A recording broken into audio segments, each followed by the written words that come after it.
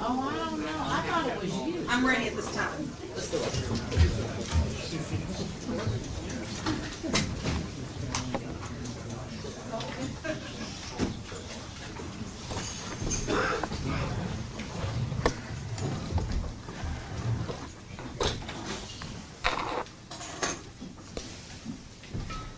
Did you get copies? They're on your desk. Oh, yeah, okay.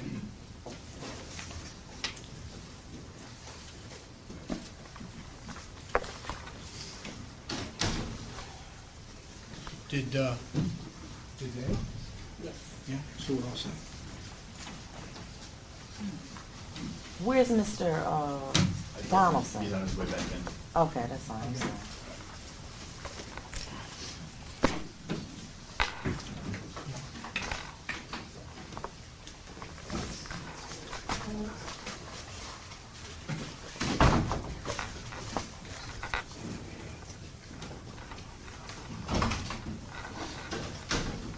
Madam, you're still under oath.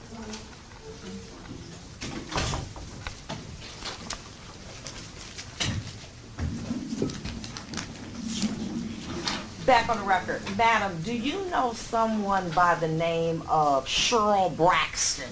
Yes, What does she do? she's the area manager What's the, of what? of the probation department, I'm sorry. Okay, okay. How about Prezundi KZUNDZ Gray? He's a program manager. And what's that mean? He supervises the entire office in our building, so he's second in command Okay. Of your building? of our building. So would it be fair to say if the court faxed them a request for you to be present on the date of today, you knew that you were going to be testifying? Is that correct? Did you get a subpoena? I received a subpoena. And did you get any correspondence from Mr. Gray and Ms. Braxton, Mrs. Braxton? I received a copy of the subpoena. Okay. And that would have been the 28th? If that was Friday, say yes. All right, okay, great. All right. 29. And on that subpoena, was there a request, do you know, to bring your notes?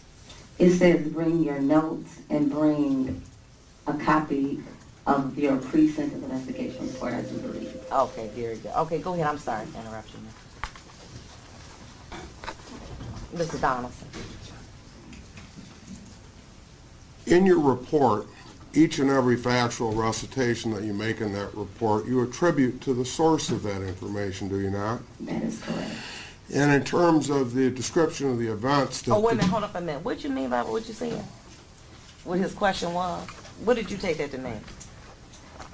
It's based on the source, meaning the information that I gathered, my report is based on the information that is gathered.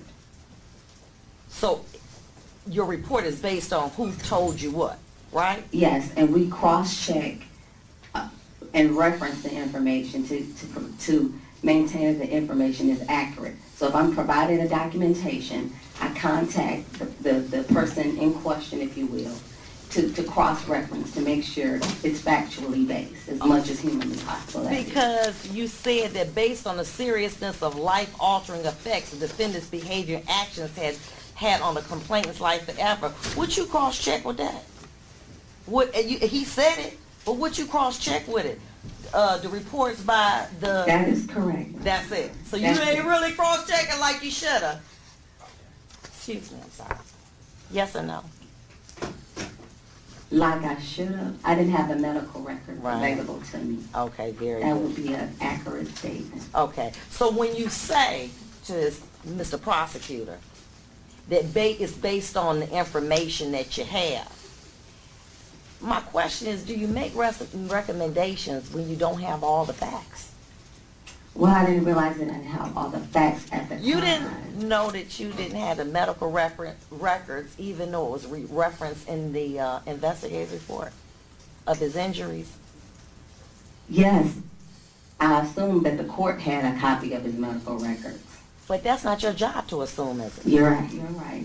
Okay, because part of the recommendations, and you did the scoring, goes to the action of Mr. Melendez and the injury suffered by Mr. Dent. So they go hand in hand. You don't just make this little report, you actually do scoring, don't you? Based Yes. on the recommendations, right? Yes. And so you didn't have, let me ask a question. Would you think the medical records were important? Yes or no? Yes. All right, go ahead. I'm sorry, Mr. Donald. Purpose of the question is displayed, I think, right under the agent's description of the offense, where you say the following information was garnered from Michigan State Police. You do that throughout your report. You say where you got the information, correct? That is correct. Right. Is it your job to sentence the defendant? No. To do what? To sentence the defendant. Okay. Is it your job to determine legally what the guidelines are? No. Is it your job to garner each and every fact available about the defendant's entire life? No. Is it your job to review the trial transcript? No. Is it your job to review all the exhibits? No. Is it your job to ask the defense their version of things? No. Is it your job to ask the defendant for a description of the offense and give some history and background? Yes. Is it your job to see what the police's version of the event says? Yes. And then you present it to the judge, and the judge makes the legal determination as to what's an appropriate sentence, correct? Correct. So whether or not your evaluation comes out a particular way, the judge can do whatever she wants, correct? Correct. And do judges always adopt the recommendations that you make? No. In particular, does this judge always bow to the recommendations you make? Absolutely not. I have nothing further. All right, Mr. Thomas, anything? Judge, I have no questions, thank you. All right, very good. Thank you, madam.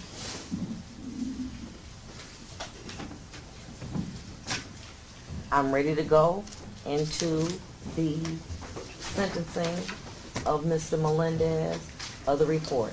Are we ready? Yes. Yes. Mr. Donaldson. Well, strike that. Mr. Thomas, are there any, is it active? No, Judge. And I'm going to bow to whatever it is that you decide to do, but after Lockridge, it seems to me that we have to decide on the guidelines at some point. I think that maybe that's better to do before than after, but But here's my situation, and this is where I am with this. Assuming, which all the parties are aware, that incarceration in the MDOC is a possibility. it is a Excuse me, possibility. I'm not done. The fact of the matter, are you satisfied with that report that's going to follow him if in fact that's what the court does? No, Judge. And I didn't want you to take the fact that I didn't ask questions here to say that I agree with this report. I do not. And my concern is that if that is a consideration of this court, we know what Lockridge say, but will the MDOC say, well, we got this report, but Lockridge say, or are they going to be governed by this report and what recommendations they may make for your client? Because if you're ready to go, we can go. I'm ready. No, Judge, I want this report amended. And I have facts that I want to bring out to the court and point to specific parts of this report that I need to have you look at and determine whether it should be I amended. need to get my legal assistant out so she can take notes to do this. I need you to look at that with me and decide what to amend and what not to amend. What? Yeah. I'm not doing your job. That's what you get paid Well, for. I can do that on the record with you, Okay, Judge, is you're what all I right. meant. That's fine. But I'm not gonna do it for you. Say we can look. I'm not doing. Okay, that's your part. Well, here I am. I'm ready to go. Okay, very good. As soon as I get my assistant out, I want to make sure that there's some changes that potentially can be made.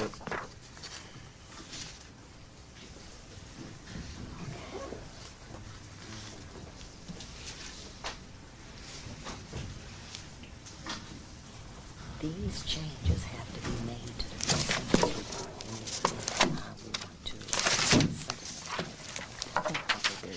All right, very good. Okay, sir, I'm ready. All right, Judge. Let's go page by page. Page by page. The first page, there are no changes that I would make. That is page 1, the face page. The second page, however, obviously the jail credit should be 85 days if he were to be sentenced today. My calculation. I object, obviously, to incarceration for the reasons that I put in my sentencing memorandum, which I'm going to go over in a minute. And the amount of restitution, I think the court understands that there was a civil case, there was $1.377 million paid, and it was for past, present, and future medical, his wage loss, his attorney's fees, all the things that they're asking for in restitution. That judgment has in part been satisfied, my So understanding. you want the addition, so you want the court to omit restitution? I don't think restitution is appropriate under the circumstances that we find ourselves in. Just because someone else paid, not the defendant, the funds for the damages suffered by Mr. Dent, does not mean that he does not owe restitution. He may owe it to the city of Inkster. And I'd submit that it's a much higher figure than the figure that's contained in the pre-sentence report. Thank you, sir. So very good. So you It's a want, novel approach, except for the city of Inkster is statutorily required to defend him and to pay. Well, and so is the insurance company, and the case law is clear that when the insurance is paid to the complainant, that the insurer stands in the shoes of the complainant. City Go of Inkster's ahead. not insured. So, I mean, if you want further briefing on that, that's fine, but I think it's a double dip and it's inappropriate. He's protected as a police officer, even from acts such as the ones in this case. And he's protected by statute. financially, he's Financially, so why are we double dipping him? We should not be. because the city paid out because of his behavior. Well, the city paid out, Judge, just so that you know, based on 2 reports. They never got a medical from Dent. They never deposed him. And they never filed a lawsuit until after the agreement had been made. They laid down big time in this case. So I'd like to address that. That's my view, Okay, just all right? go They ahead. must have been impressed by the guy snickering behind me. Okay. Next issue. All right.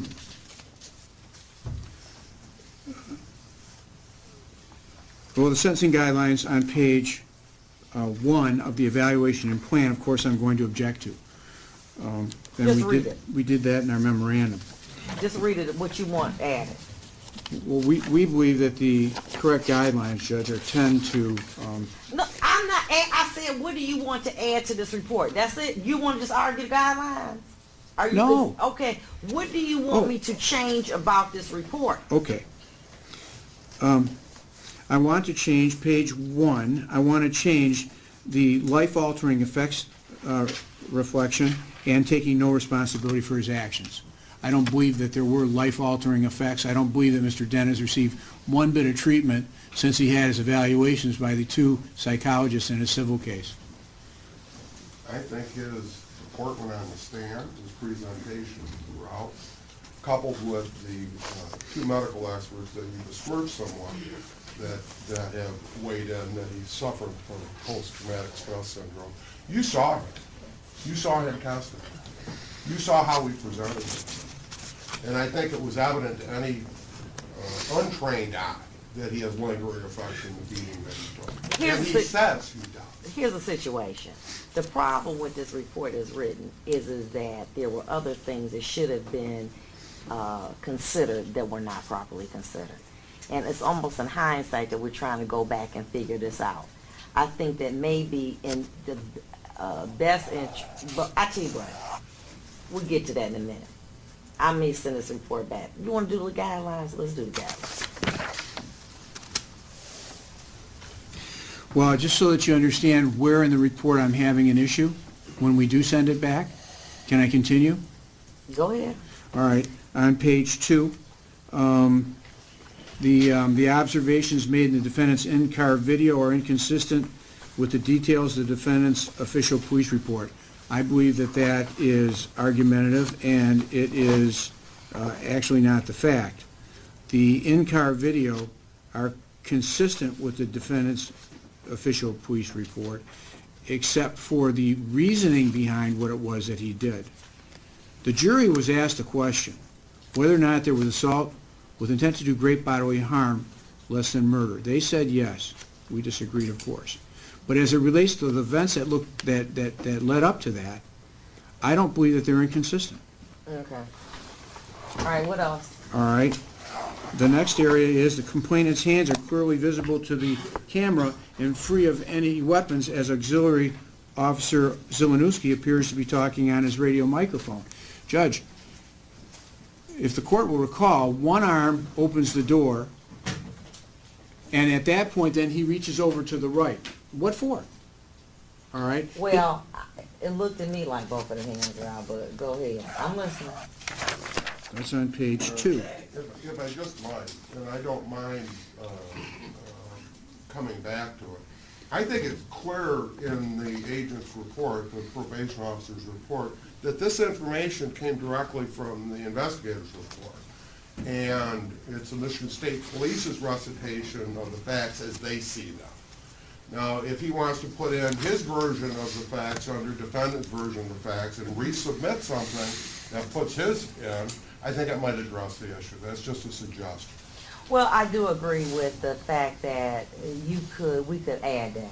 Okay, the defendant alleges that believes that it's inconsistent, so we could add that type of language. Now, go ahead, I'm listening. Judge, the chokehold language on page 3, he was acquitted of strangulation.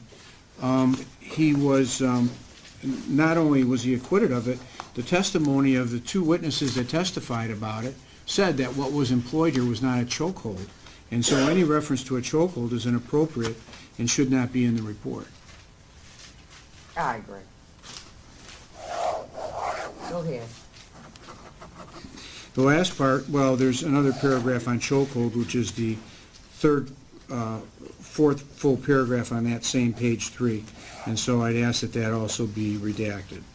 Okay. Now, there was on page 4, there was a voluntary statement that Kreitzer stated that after observing the complainant's injury, he and Hayward reviewed the defendant's in-car video, and they believed that the force used by the defendant was excessive. Kreitzer stated that an initial investigation was immediately initiated to investigate the actions of the defendant. But these are administrative remedies, and I think that it should refer to the fact that these were administrative reviews relating to that, and it was done by Chief Yost, and Chief Yost found that there was no chokehold. And I wanted that to be inserted on the first full paragraph of page 4. That's fine.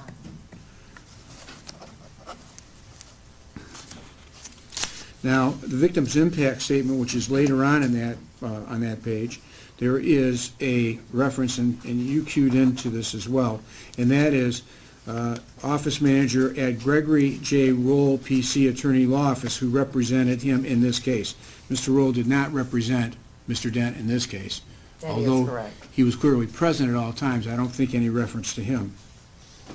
And to the $12,162.50 to cover his out-of-pocket expenses.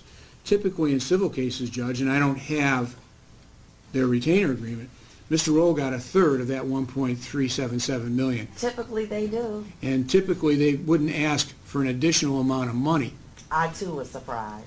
Especially since, and it just shows further evaluation of what it is that is the mentality of Mr. Dent. What? Which I want to say this. You think Mr. Dent asked for the 12,000, or you think that Mr. Royals, someone from his office, asked for that 12,000? Judge, did you see the exhibit that I added on here that he went on PayPal and asked for solicitation? He did not. Who did? Created by Nick Bennett. For whom? I don't matter. I can make one for you. Well, apparently it's a tried and true method. I need it. It's a tried and true method to but get it's created April 3rd by Nick Bennett. Okay, come on. At or about the time that he settled his case. We're What? going to have to have a restitution hearing. Yeah, because I'm going to say, okay. Okay. I'm just surprised at that amount. I'm not saying that that forecloses Mr. Melendez for not being responsible for what Inkster paid. But keep going. Okay. So then, I think that this issue relating to the injuries of the defendant, and I think you've already ruled, is going to be revisited once there is a review of the medical records. I'd like to add to the report what is actually in the records at Garden City Hospital and Henry Ford Hospital. All right. What else?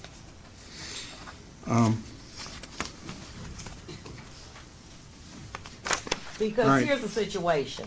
The purpose, I am going to do this. Number one, Ms. Murray indicated that even assuming that what I indicated or brought out that she did not do, she had reviewed, she wouldn't have changed her recommendation. So to send it back to update that information knowing that she would not do it is redundant. So what I'll do is I'll ask you for suggested language to be added to the report, which you can order pursuant to the guidelines that they have at probation. She doesn't have to have any input in it, but I think that what is... No, I'm not doing that. But Judge, No, this no, is no, going to no. go with them to the Department of Corrections. You got No, it. we can go line by line. We got all day. Well, we do. And so then I would like to continue to do this line by line. Let's do it. All right. Judge, for the record, I think it's important that the description of the event was submitted to her by email on 11/24, the day after she met with Mr. Melendez on 11/23, and that's confirmed on page 6. We had sent her on the 24th of November a letter and hand-delivered it to the office as well. I personally hand-delivered it. And the language in the letter was, please do not misinterpret his or his wife's refusal to answer any questions regarding the alleged offense. Mr. Melendez is acting on my direct instruction not to discuss the facts and circumstances, and I recite the fact that there is an appeal. There was attached to that letter about 1/4 of an inch thick profile and series of letters and documents relating to his citations. The thing that I objected about was the fact that it wasn't provided to the court. It was just a one-paragraph summary, and the court didn't get a chance to see it. See what? At the time that she submitted her pre-sentence investigation report, which was early December of 2015, that she didn't attach that to Okay, the fine. report. But it's not anything that you didn't put in that book that I didn't look at. And No, I no. think that was obvious from my examination of that witness. You're correct, and I felt it. But I also know that this is not an exhibit yet, and I'm So going to you have... want to just mark it? Okay, that's fine. But I have to redact a part of it because the pre-sentence report is protected, and I can't include Okay. that. So I'll provide that for you. All right. All right. Now, we've already talked about defendant's version. His prior criminal history is none. There is on page 8, and I don't know how this ended out being in the report. The defendant was reflected in paragraph 4 of page 8. In the middle of that, it's interesting enough the defendant was not involved in organized sports such as football, despite his strength training. And Judge, he was a star football player at St. Agatha, and that should be put in there. Put that in there. Rather than going out and breaking into people's homes, he was out there playing football. doing it with a parochial school and a good All right. football program, which I think is just a, Keep going. all right. Carrie Melendez is here in court today, Judge. Obviously, she's been here every day in court. She reflects how much Mr. Melendez has been patient with her, and he has gentlemanlike qualities. There is two sides to this story, Are you done with this report? and I I need, let's just Let me get through concentrate the on the report. report, okay? I'm gonna let you get to have an opportunity to argue and everything.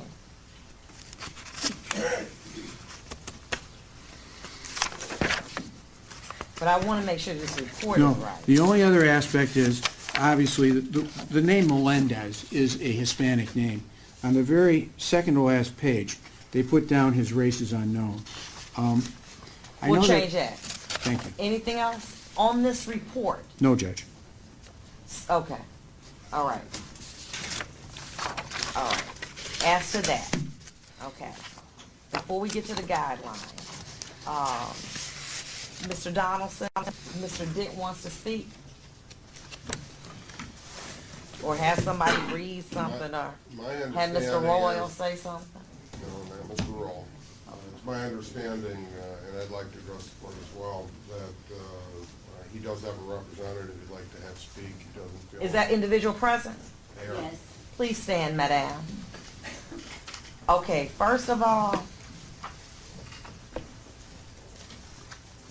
before you do that, you're gonna have to, that shirt is not appropriate for what we're doing right now. You have a right to believe that, but I'm trying to, watch you, go ahead, you said, you, go ahead, honey. Go ahead, read. My name is Danisha, and I'm here on behalf of, do I come up here? No, you're fine. My name is Danisha, and I'm here on behalf of Floyd Dent. Can I understand what the relationship is between this lady? You don't need to know. Go ahead. I will be reading this victim impact statement on behalf of Mr. Dent. Good afternoon, Your Honor. I would first like to thank this honorable court for its kindness towards me when I testified. Judge Evans, you showed me... Oh, now this is what Mr. Dennis saying? Yes. Oh, okay, I Mr. got it. Dent. Because I was trying to say, I remember when you testified. No, this is from Mr. Dent, coming from him. All right. Okay, you showed me more courtesy and respect than I ever saw from anyone from the Inkster Police Department. I am here today as a free man, as well as a vindicated and a true example of how the judicial system should work. While no one can undo what happened to me at the hands of the defendant and his cohorts, at least I am not the one going to prison. Thanks to the video and my lawyer who believed in me. Judge Evans, I know that I may not understand a lot about what is written in my medical records, but I do know that I will never be the same since Wednesday night, January 28, 2015. My doctors even told me that after 38 years of my dedicated service to Ford Motor Company, I may never be able to work again, all because the defendant saw fit to take justice in his own hands and make himself out to be the judge, jury, and executioner on my case. And he almost succeeded. We all know today that I was innocent, but if the defendant had it his way with him planting evidence and doing what he did, I would be the one going to prison, not him. While his beating of me alone will leave me mentally, emotionally, and physically crippled for the rest of my life, I know that things could have been worse. For me as well, I'm forever grateful to everyone who stood beside me during these trying times and those who participated in this peaceful protest and rallies which brought this case to the public view.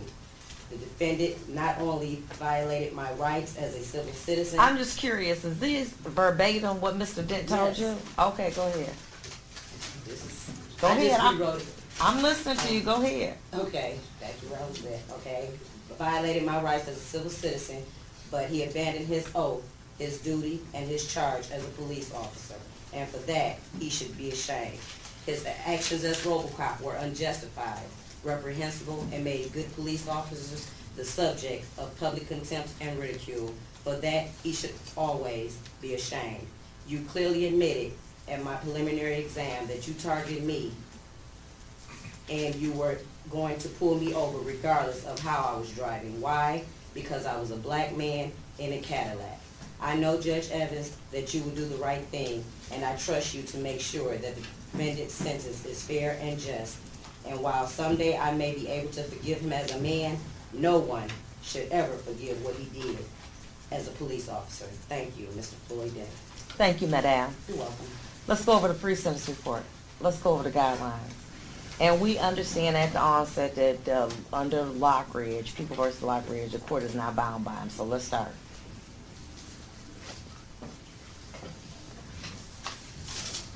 All right, Judge. I think that we agree on the PRV for Mr. Melendez, and that is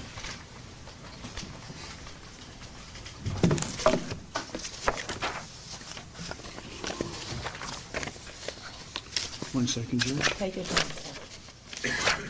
That is that his PRVs are 10 points because of the fact that there was 2 convictions in this case. The offense variables, we looked at several key ones. OV3, I think there is an agreement that the physical injury to the victim should be scored at 25. As it relates to psychological injury to the victim, Judge, it's a technical argument, and that is this. You reviewed the medical records in preparation for trial. Those medical records, some were provided, some were not. The psych records were not. There were prior psychological treatments that Mr. Dent had received prior to the incident in this case. Well, what's that got to do with anything? Well, what is there truly a psychological injury to Mr. Dent? Am I not handcuffed by not having all of his psychological records? No, you are not. Well, It would only be relevant as to what occurred here. Just put your argument. You can make your I argument. disagree, for the and rest. so I'm sorry. I want, I obviously would like to score the psychological injury as 0. And the The court is gonna people leave and it at probation. 10. I'm going to leave it at 10. Go ahead. As it relates to aggravated physical abuse, the people's scoring of OV7 is 50, probation is 50, and the score by the defense is 0. Why do I say it? I'm listening. All right. Assault with intent to do great bodily harm is what the offense is. It is subsumed the fact that there is going to be great bodily harm within the definition of the statute. The guidelines, But the issue is, in the scoring, is how that great bodily harm occurs. and is it cruelty beyond the usual brutality of the crime? Judge, I could break someone's leg. I could push them once and they could fall over on their head and crack their skull and have a significant brain injury. That would still be subsumed within the definition of the crime. What we're talking about, and what the cases are looking at, is what is it that is excessive in this case? This is a series of events done within 10 seconds, 16 hits to the head, and Mr. Dent continued to struggle. After that, and Mr. Melendez is not charged with that, somebody else decided that they would escalate the use of force. He hasn't been charged in this case. And that is by tasering him 3 times. So my position is that it is, obviously it's brutal. The nature of the offense is brutal. But is it excessive brutality that requires a finding of 50 points? We have only one way to go on this. It's either 50 points or 0 points. And I say that based on People v. Gwen and Hardy, which I've cited to the court, as well as People v. Wilson, Bell, and Vanderleek, which I've also cited to the court, that this is not the type of interpretation that requires 50 points as an enhancement. In Wilson, there was an attack occurring over several hours, where the victim was attacked by weapons. He was kicked, punched, slapped, and choked numerous times, resulting in the victim being confined to a wheelchair and needing assistance as it came. There is a case in Bell, voluntary manslaughter, which the victim was struck at least 5 times with a metal baseball bat, neither one of which was upheld in terms of having a 50-point enhancement. Vanderweek, which is unpublished, seems to be pretty close to this case, and that is a first-degree child abuse case, where the victim suffered bruises around her eyes and under her chin, on her lower back, on her legs or arm, and suffered a broken femur. Let's go back. Okay. So the case with the baseball bat? Yes. What is that? That case? That is People versus Bell. That's referred to as number 18. I have it. Okay.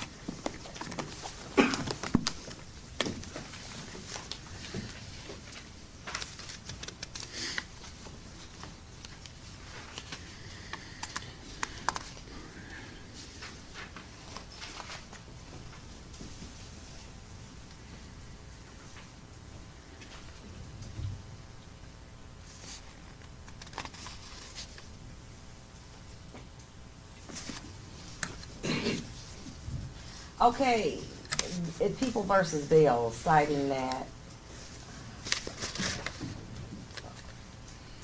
zero over, I don't have a cite for it, but anyway, lowercase number 050172000, OV7, MCL 777.37 allows for the scoring of 50 points if a victim was treated with sadism, torture, or excessive brutality.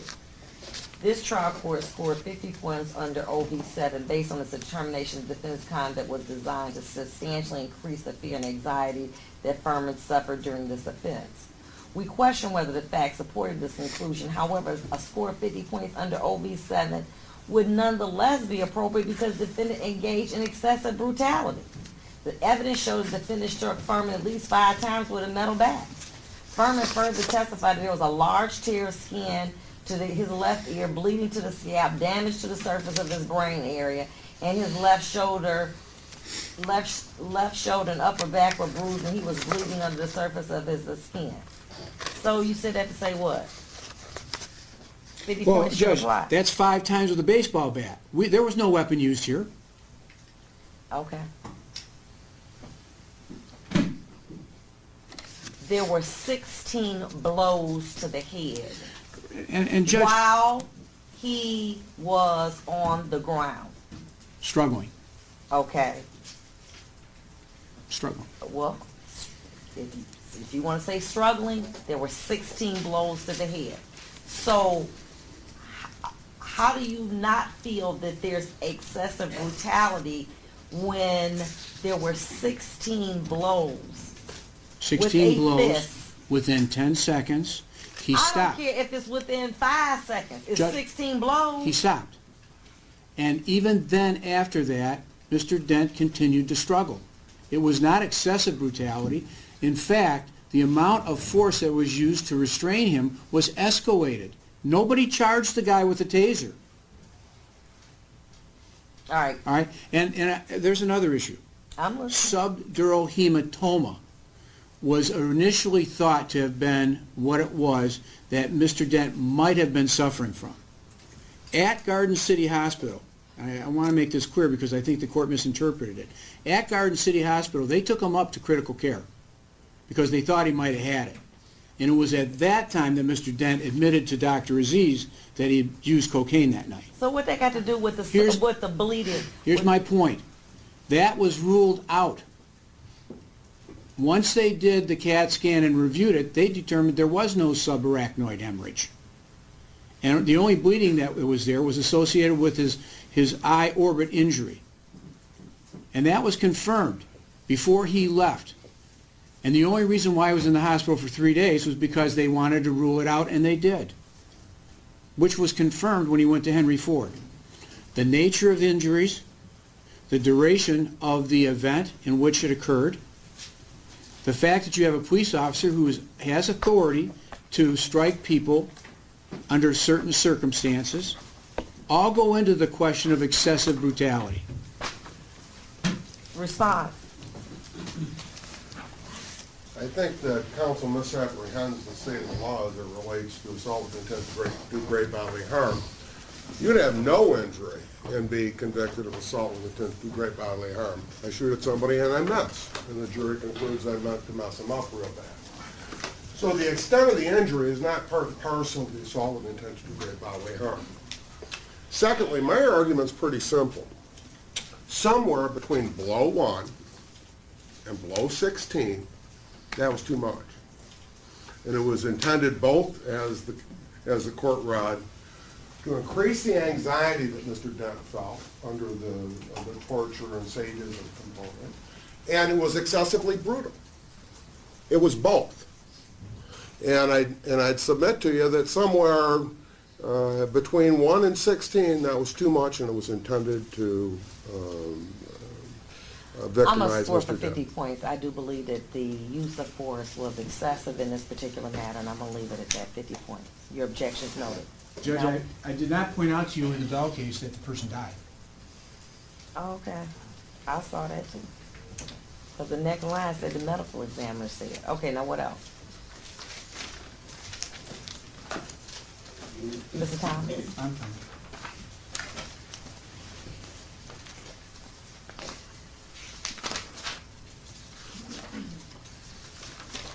We're at OV10. Okay. We agree on OV 10, Judge. Exploitation of a vulnerable victim, we agree. And OV19. Probation as well as the defense. OV 12, contemporaneous felonious acts. The people have asked for 10. Probation scored 5. We don't believe that there are contemporaneous I'm a felonious score at acts. 0. I just make a reference. You may.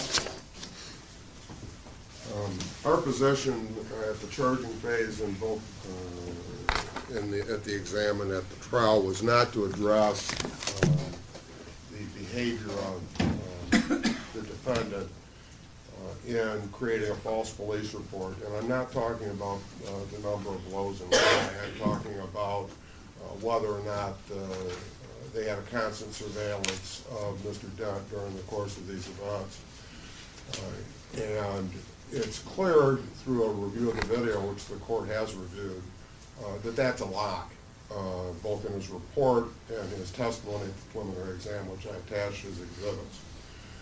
I think those two things are clearly contemporaneous criminal acts within the meaning of the statutes and guidelines. In addition, I attached the search warrant that the defendant prepared, and he claims that there was a fleeing and looting and that the drugs were taken off of Mr. Dent. Both of those, I think, are lies. Certainly whether the drugs were taken off of Mr. Dent. There's also a lie in terms of his terms of service. I've made my Off record. the record.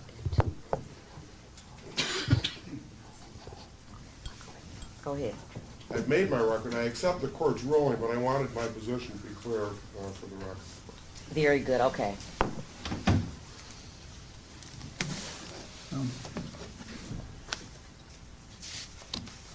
Mr. Melendez was in the military police when he was in the service. He was in the military police for 4 years. So I don't know where he gets the terms of service. He was never terminated from Detroit. And so his service was continuous for 25 years. So you just want that added to the I record? just want to make that for the record. Okay, now what else? All right, OV-19, threat to security of a penal institution. All right, people scored OV-19 at 10 points.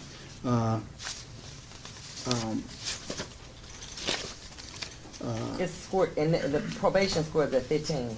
Probation 15, and we asked that it is 0. We don't believe that the security of a penal institution was in any way interfered with. I think it requires force or the use of force in order to threaten the security of a penal institution or the court, or interference with the administration of justice. And so we believe that was inappropriately scored, and we have provided you with a series of reports relating to Mr. Dent. The people take the position that Mr. Dent did not have drugs on him that night. You have in your possession 2 reports that indicate that he was involved in either drug use or possession of paraphernalia at different times in his life. What that got to do with now? Judge, Because it's the back in the day, same he way. had some papers. Does that mean that he smoked weed now? A lot of people be charged for that. Yeah, but a lot of people didn't get found with cocaine in their urine by the hospital either. Counsel. And we also had testimony that there was not a additional test that was done to confirm that either. Well, you don't need an additional test, go Judge. ahead. When you violate somebody's probation, do you ask for an additional test? When you send them to jail or prison, do you ask for an additional test?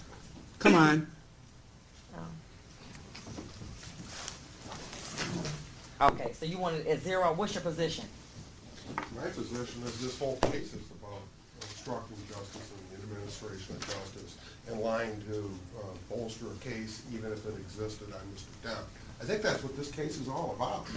And he obstructed the orderly administration of that justice. I'm going to score that 10 points. So what does that take us to?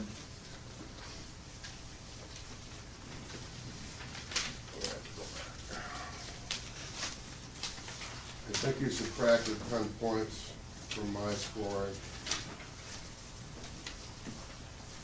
And that was...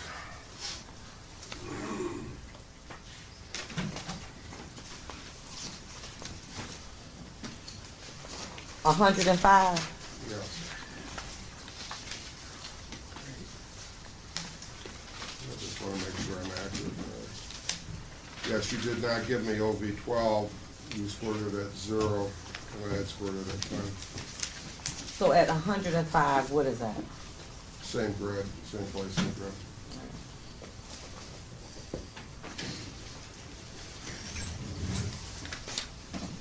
Very good. Okay. So same grid. Would you agree to that, Mr. Thomas? I don't agree, but I agree that's what we have determined. Okay, very good. Okay, this is what the court is going to do. We did get a very late start. However, my staff was here. I'm going to take a 40-minute recess. I'll make it an hour. And your client gets an opportunity to address the court. Strike that. Before we go, I'm going to give Eastside an opportunity to make arguments. Does your client want to address the court? Yes. We'll let him address the court, and I'm going to do what I'm going to sentence him to afterwards. But I'm going to let you go ahead and address the court after what the court. Do you want to do it now or just wait? I'm prepared to correspond for either way. Can we do it all? No, because I have to let my staff go to lunch. Do you want to do it after lunch? You can go ahead. If that's your preference, that's fine. Okay, very good. Court is going to allow Eastside to. You're not going to talk too long, are you? I'd be surprised if it was 5 minutes, Judge. Okay, very good. That's what lawyers always saying. They're half an hour. I usually keep it, so no. Very good. And at that point, we'll come back, and the court is going to hear from both sides. We're going to hear from Mr. Melendez if he chooses to make a statement, and the court is going to impose sentence at that time.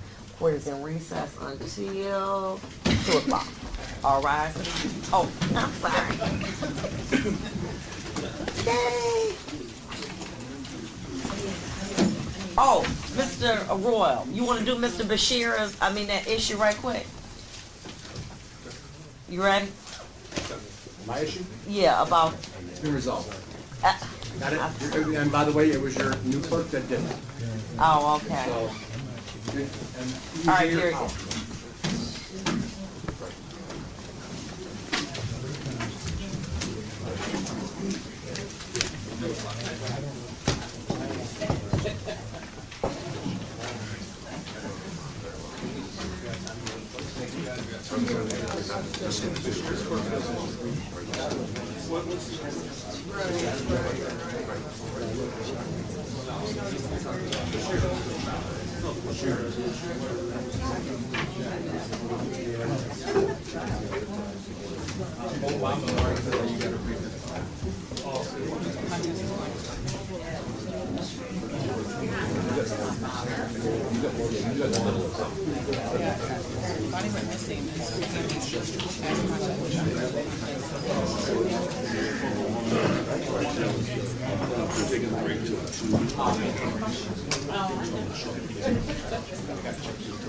Sure, yes.